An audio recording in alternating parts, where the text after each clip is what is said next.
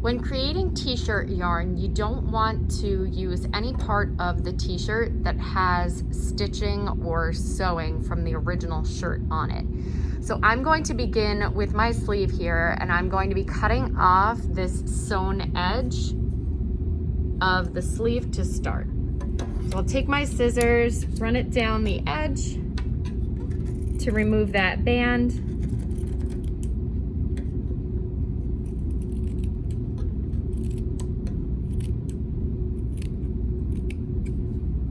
And then this part we're going to set aside. For the rest of the t-shirt sleeve, we're going to cut about inch wide strips. You don't want to go any skinnier than an inch because the t-shirt yarn will become so thin it will stretch and break. So you want to stick with about an inch wide, or maybe even a little bit over an inch wide, to create the rest of your strips. And my t-shirt isn't a big rectangle. The sleeve was a little bit more triangular on this side. So my tops are gonna be a little uneven. And depending on the shape of your t-shirt, you may have the same thing, or you might have a few more longer strips there. But I'm just gonna start at this folded over part on the bottom and cut about inch wide strips the whole way up, right through that seam at the top. I'll show you how to deal with that in a few minutes. But I'm going to cut as many of these strips as I can.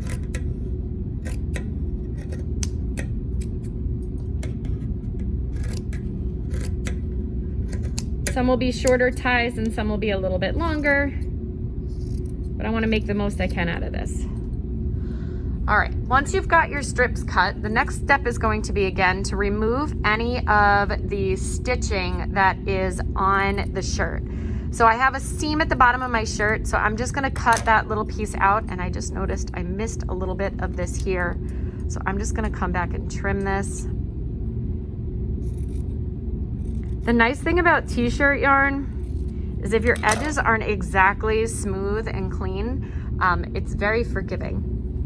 So once I've got these sewn little bits cut off, you're going to grab the strip that you created end to end, and you're gonna tug on it and give it a nice tight pull. And this is what causes the edges of the yarn to roll into themselves, and it creates a tube of t-shirt yarn. So you would continue this with all of your strips. Now this has a little bit more stitching because of where it was on the shirt, so I'm going to cut a little bit of a bigger portion out of this piece to avoid all of this extra stitching. And then same thing, once it's done, give it a tug to create these little short pieces of yarn. Now, these are totally machine washable, so if you tie them onto something and you want to throw it in the wash, you can throw them in. Sometimes they shrink up a little bit in the dryer, but you could just give them a little tug and they come right back to the original length that they were before they were washed and dried. And you'll just continue this with each one of these strips, cutting any of the sewn pieces off, putting those to the side because those will not stretch and curl.